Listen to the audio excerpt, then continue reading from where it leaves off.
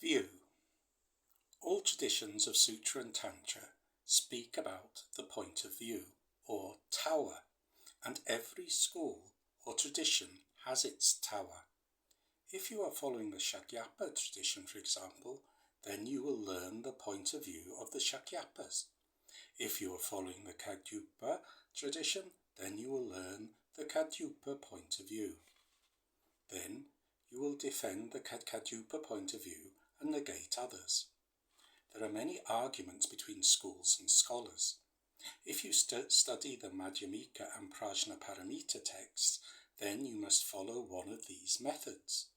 Firstly, you study and follow one school of thought, and then you study another and make a comparison. In any case, there are many arguments.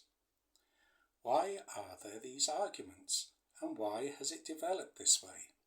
The reason is that a point of view or tower is developed by looking at the object.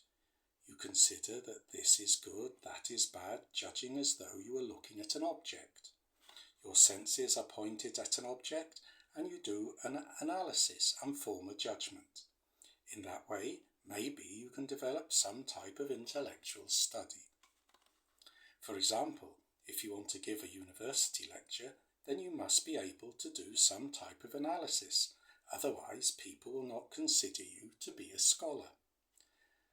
That is not, however, the solution for overcoming samsara or obtaining realization.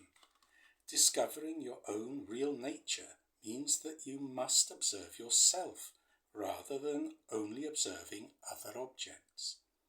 That is why in the Dzogchen teaching we use the example of looking in the mirror.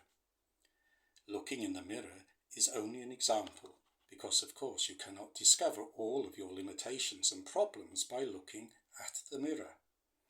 By observing your limitations, your existence, your attitude and your intention, you can discover many of the sources of your problems. The mirror is a symbol that helps you to understand that you must observe yourself instead of judging others.